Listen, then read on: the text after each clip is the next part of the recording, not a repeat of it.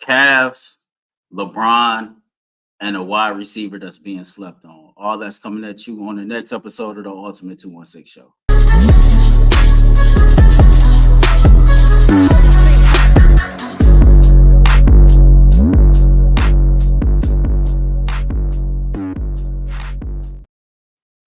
What's up on this Thursday afternoon, man? I'm your host, Earl the Pearl. Thank you for tuning in to another episode of the Ultimate 216 Show. Y'all know the vibes, man. Drop hashtag U216 in the chat. Let me know where you're watching from. Remember to like, subscribe, hit the notification button to get the latest on this show, the rest of the spinoff shows, and of course, our flagship Ultimate Cleveland Sports Show. Don't forget, right after this, Mikey McNuggets, Jason Lloyd got extended coverage on JB Bickerstaff being dismissed by the Cleveland Cavaliers earlier today. How y'all feeling, first and foremost? Let me see if anybody in the comments. How y'all feeling? How was y'all work day? How you doing today? Not too often we come on here and we ask how the audience is doing. We kind of just get into it. Drop a 1 if you cool with the JB Bickerstaff firing. Drop a 2 if you had an issue with the firing.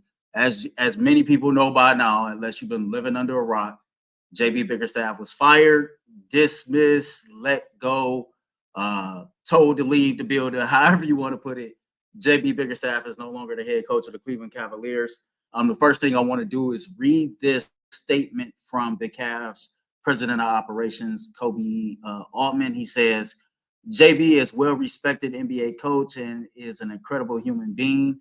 Over the past 4 years, he's helped establish a culture that progressively drove players to become the best versions of themselves. Decisions like these are never easy, particularly when you look back where the franchise's rebuild started under his leadership.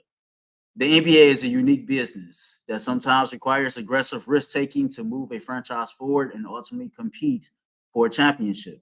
We owe a ton of gratitude to everything that JB has contributed.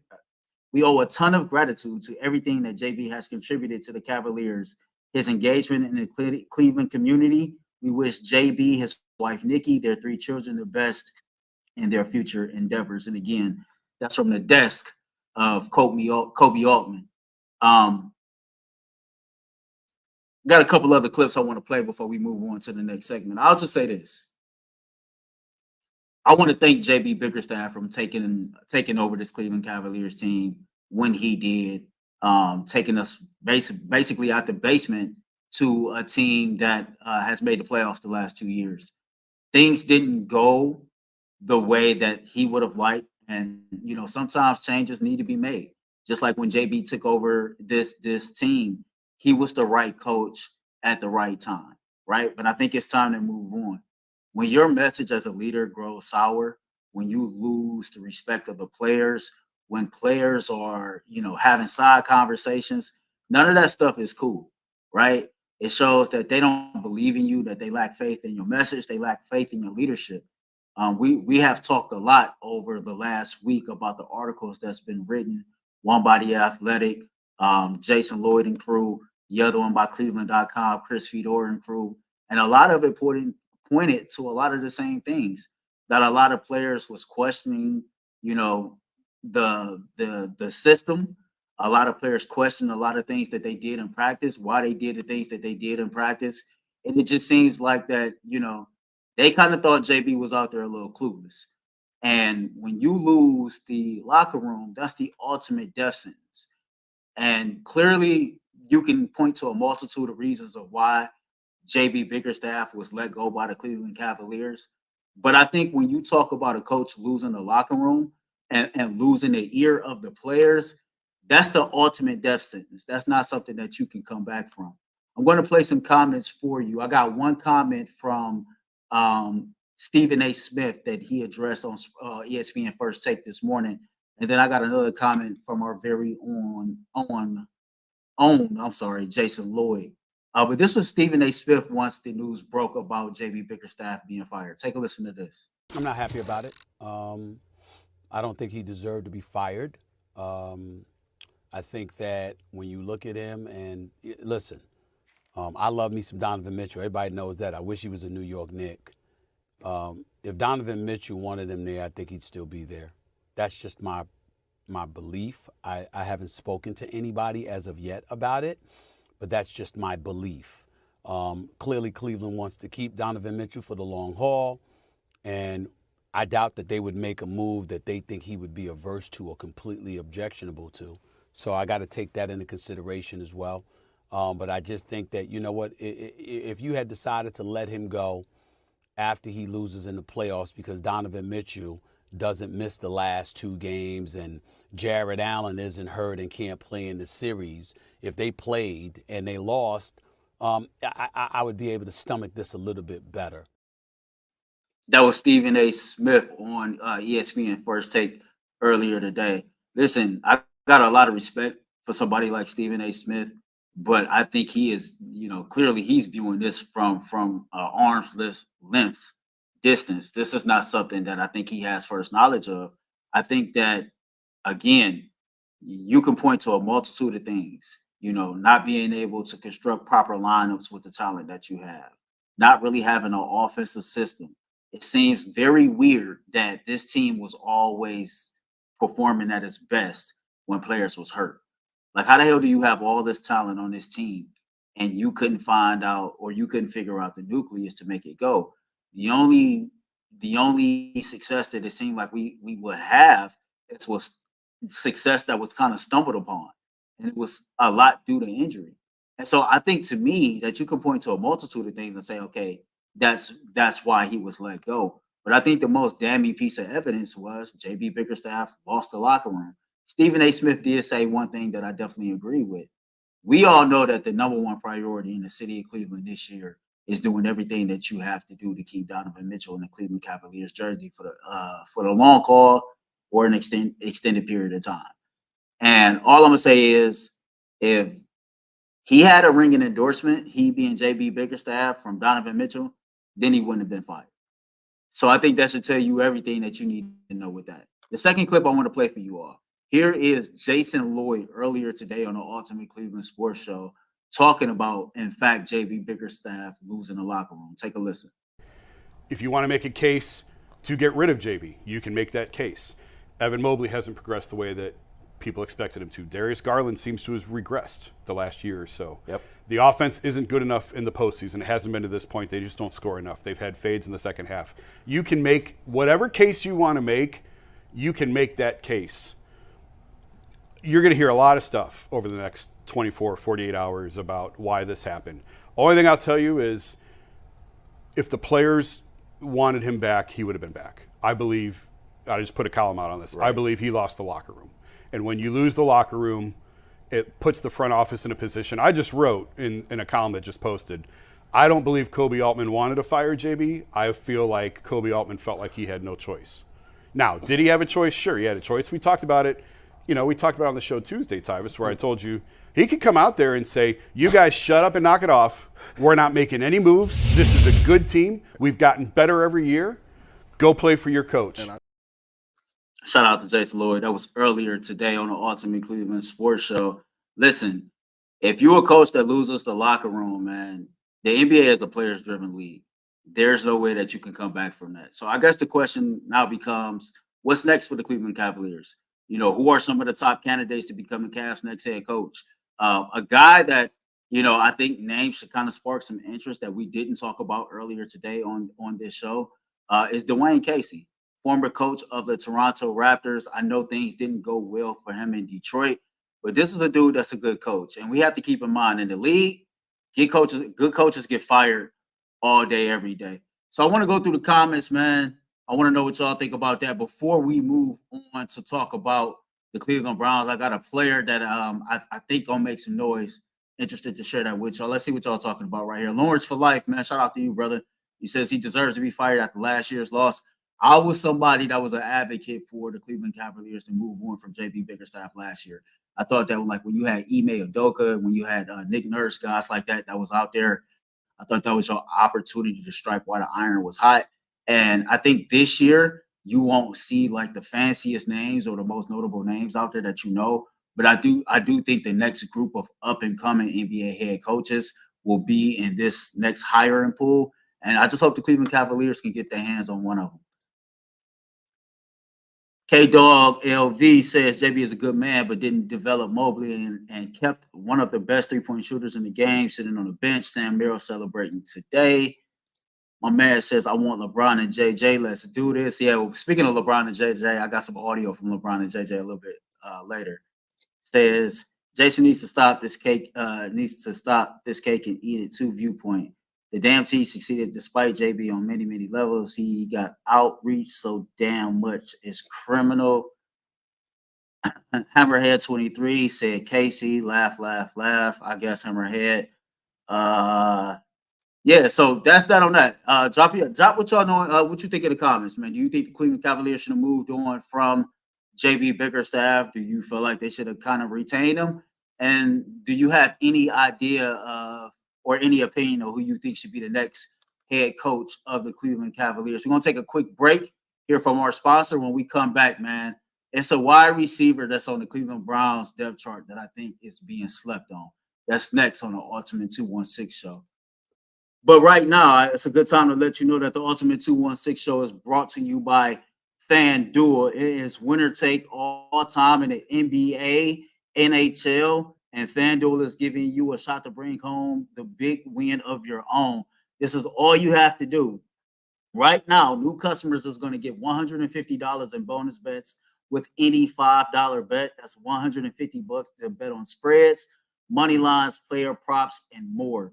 Visit FanDuel.com/UCSS and make every playoff shot count. FanDuel, America's #1 sports book. Right back at it. So as you know, the Cleveland Browns are in OTAs, and can't take too much from it. I know a lot has been made about Deshaun Watson and his rotating days of throwing the football. For no really rhyme or reason outside of a gut instinct, I am a huge, huge fan of third-year wide receiver Michael Woods that we drafted in the 6th round in 2022 out of Oklahoma. And I think that this dude has a serious opportunity to earn one of those bottom 3 wide receiver spots on the Cleveland Browns roster. And I'm going to try to explain to you all why I feel that way. So first, let's go back before we go forward, right? Michael Woods, this is what we know. 2022 6th round pick, played at Arkansas for 3 seasons, finished up his collegiate career 2021 at the University of Oklahoma. He tore his Achilles actually working out with Deshaun Watson last off season. For his career, he's played in 10 games in the NFL. He has 5 receptions for 45 yards, no touchdowns, only averaged 9 yards a catch. Not nothing to really take to the bank and try to deposit because they just not having it. College career, 43 games played, 118 receptions, 1,648 receiving yards, scored 12 touchdowns, had a 13.8 yards per reception average. This is what I broke down and I took some notes, right? So Michael Woods is 6'1", 190, runs this 40 time. I think it's anywhere between 4.47 and like a 4.58 dude, right? So he got some wheels to him. And the one thing that I found to be very, very intriguing was in 2022, this was Ken Dorsey's last full season in Buffalo as the offensive coordinator of the Buffalo Bills. 7 different players that particular season had a game of 100 yards receiving or more. 7 different dudes. 18 different players caught passes in that system for Buffalo in 2022. Now, that stood out to me because we've heard a lot about how this offense will be more attacking, more vertical. We've heard from Mary Kay Cabot. We've heard from everybody pretty much who covers the Cleveland Browns. They've told you that Ken Dorsey has pretty much stamped this offense, that he has his hands all over this offense. And outside of the top 3 spots, Amari Cooper, Jerry Jeudy, Elijah Moore, you can really make an argument that the rest of those wide receiver spots are up for grab, right? The Browns might keep 6. They might keep 7 wide receivers. So wide receiver position 4 through 6 or 4 through 7, I think it's a good opportunity for Michael Woods to go out there and steal one of those spots. Now, he's got to come in here. He's got to work his ass off. He's going to have a good OTAs. He's going to have a good mini camp.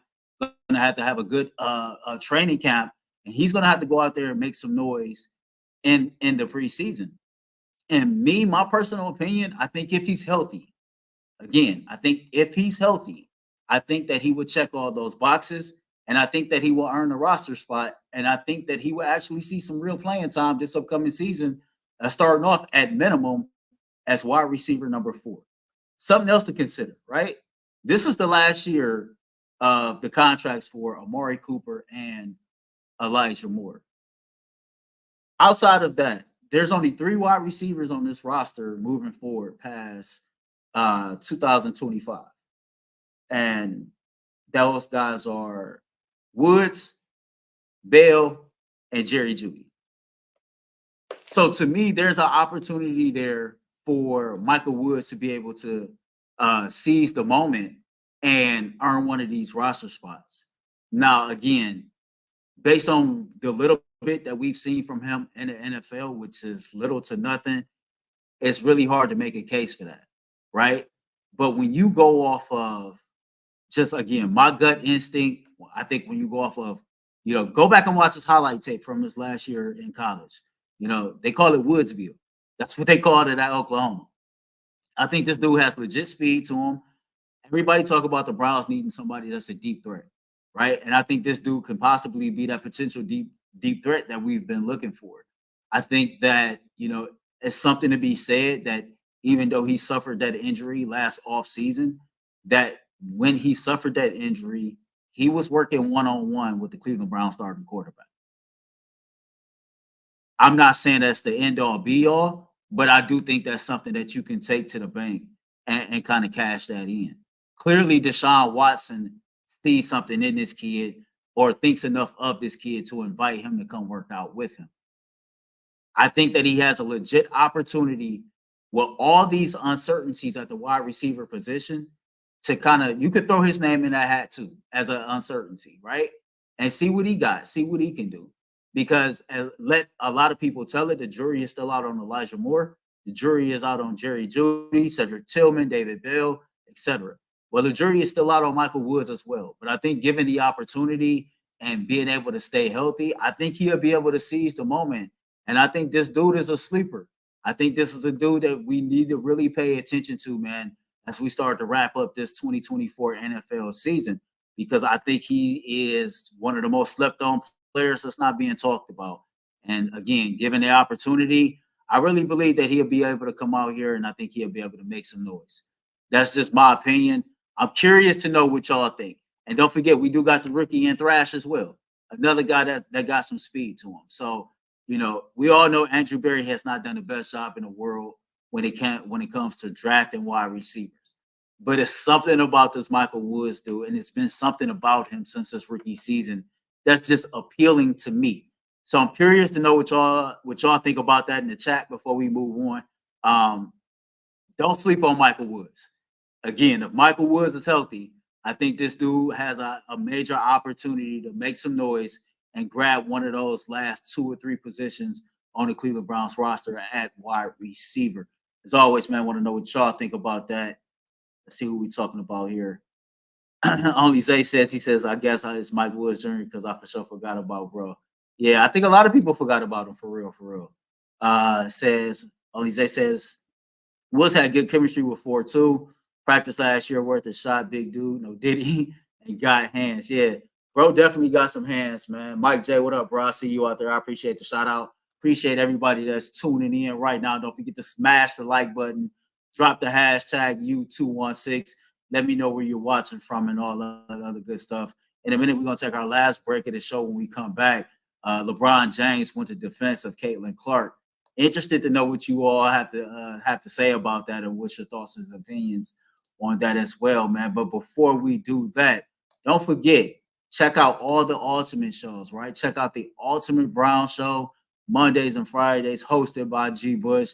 Check out the Ultimate Guardian shows that typically comes at you every Monday in the morning. I believe the show starts at 10 a.m. with Zach Meisel and my man Adam the Bull. And every Tuesday, check out the Ultimate Cavaliers show with Mikey McNuggets and Jason Lloyd. Don't forget, a special episode of the Ultimate Cavaliers show is coming at you in about 10 minutes.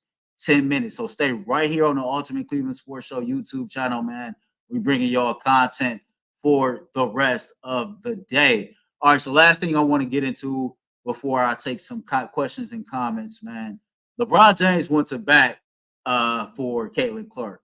He basically said, man, it's a lot of people he feel like that's out here hating on her. He was on this podcast. I want you all to take a look at this, man. Excuse the audio, didn't clean it up all the way, but just take a listen to what LeBron had to say about Caitlin Clark. The one thing that I love that she's bringing to her sport, more people want to watch. More people want to tune in. I saw for the first time that they had a chartered plane for the first time in their league history. You know, they flew private. That should be celebrated in its own right. From anyone that's, you know, in sports that's flown commercial or flown, you know, charter, that should be celebrated. And it's because of Caitlin Clark. Don't get it twisted. Don't get it fucked up. Caitlin Clark is the reason why a lot of great things is going to happen for the WNBA. But for her individually, I don't think she should get involved on nothing that's being said. Just go have fun, enjoy. People need to realize the Indiana Fever, this is the second year in a row they had the number one pick. So do y'all know what that means? That means they're not that good. Shout out to LeBron James, man. What y'all think about that strong opinion from the King? This is how I see it. I do think that some people are hating on Caitlin Clark, but I think that comes with the territory. I think that anytime that you step foot in greatness, everybody's not going to like you. I think that there's going to always be people who have an opposing opinion of you as a player and a person. But I think a lot of it could be just frustration as well. You know, here's a young lady who basically, like, you know, she captivated the college basketball scene, the women's college basketball scene, and she did so very strongly for the last 2 seasons. I can remember just seeing Caitlin Clark as a freshman, and I remember being that, okay, this girl is a baller. She is her. She's definitely going to be one of the ones that's going to be considered one of the college greats. And I thought she would go on to the next level and have success. I had no idea that she would be a transcendent talent the way that she is. And I think from players in the league, I guess if I was to try to put myself in their shoes, I can understand the frustration to the point of there has been so many great players that have came before Caitlin Clark that didn't get the attention, that didn't get the notoriety, that didn't get the money, you know, the endorsement deals, etc. Right? Like, you can argue right now in the current WNBA landscape that Asia Wilson, the forward for the Las Vegas Aces, should have all the endorsement deals in the world. She should have her own signature shoe. She is clearly the face of the WNBA. This is a 2-time champion, I think back-to-back champion at that, an MVP and Defensive Player of the Year. This girl is a straight-up baller. She has put in the work, and she doesn't get the same recognition as a Caitlin Clark. So you can kind of understand where the frustration comes from, right?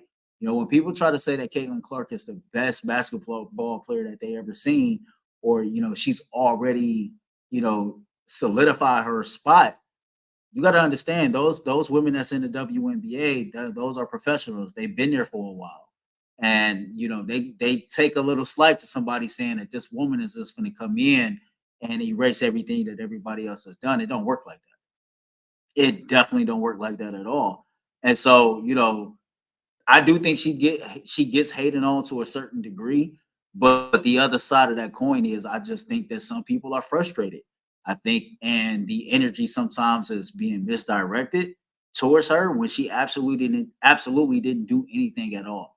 But I think Caitlin Clark deserves a major round of applause because of her presence, because of her persona, because of who she is as a, you know, from a marketing standpoint and as a basketball player. She's helped improve the WNBA drastically in just 5 or 6 games. You know, you talk about the preseason game that she played in, her first ever preseason game. I read a stat, don't have the numbers off the top of my head, but it was the most watched WNBA game in history on that said network, right? If you look at ticket prices for the Indiana Fever, this year compared to last year, it's up almost triple the amount in percentage. If you look at the at-home viewership, it's up like over 100% from where it was last year. And it's not just on games that Caitlin Clark is featured in. You know, the Aces, they I think they had a matchup last week against the New York Liberty, and it was like the fifth most highest viewed WNBA game in history. And so just her having an impact that she has and her presence alone is putting more eyes on the product. You know, people are paying more money to get gear. People are really starting to enjoy the WNBA. So, you know, I definitely feel like, you know, there is some hate, and that comes with the territory, right? You know, but I keep telling y'all, you know, they said it before, you got to take the bad with the good. So shout out to Caitlin Clark, man. Keep your head down, stay focused, keep doing your thing, keep the main thing, and stay focused on your goals. And shout out to LeBron James too. Brian, you know you want to come home, man. You know you want to come home and finish up your career here. And as always, man, shout out to you all. One last time before I get out of here, drop the hashtag U216 for me and drop where you are watching from. As always, man, I definitely appreciate anybody that take time out to pull up and see what's going on. I want to see the next Josh Gordon. We are overdue for that. Listen, the Browns, I don't think the Browns in the history of their franchise, pre or post 1999, has ever seen a wide receiver like Josh Gordon. We are long overdue for that type of dude, man. Hopefully, one of these dudes that we see this year can kind of like, you know, step in and solidify himself as next up. Freddie B says Michael Woods, me, he sleep. Freddie, you need to wake up, man. Wake up. Says Clark, whatever Cam brings a Valkyrie good. I have no idea. My bad with that, Momo. I have no idea what that says. This says not to say Iowa was a bottom feeder, but did she eat because she wasn't playing alongside top peers like a UConn, South Carolina, and Tennessee? I'll say no, just for the simple fact that, you know, at least on the women's side of things, the Big Ten during her playing days was solid. You know, Ohio State has been solid. You know, Nas Hillman just left Michigan a couple years ago. She had that program solid and where they needed to be. So I think definitely I think definitely she played against some quality competition for sure. Demon 4x4 says I am watching in Houston, Texas. Shout out to Houston, Texas, man. I'm trying to get down to Houston real quick. Says, what it do, Earl Pearl? Keep going, my boy, man. Salute. Y'all already know, man. Listen, I appreciate y'all. It says Earl needs to brush up on his Norse mythology. Maybe I do, man. Maybe I do. As always, man, I appreciate y'all for tuning in. If I had a good, again, thank you all, man, for all the support. For my cousin, we've raised almost $8,000 via her GoFundMe account. If you go check my social medias, there is a link out there to where you can purchase Determined for Divana t-shirt. 100% of the proceeds go towards Divana and keeping her well and keeping her alive. I cannot tell you how much me and my family appreciate all of you all, man. The message I got for you all today, don't settle. Like in life and profession and relationships, don't settle. Like when you know what your heart desires, when you know who your heart desires, don't settle.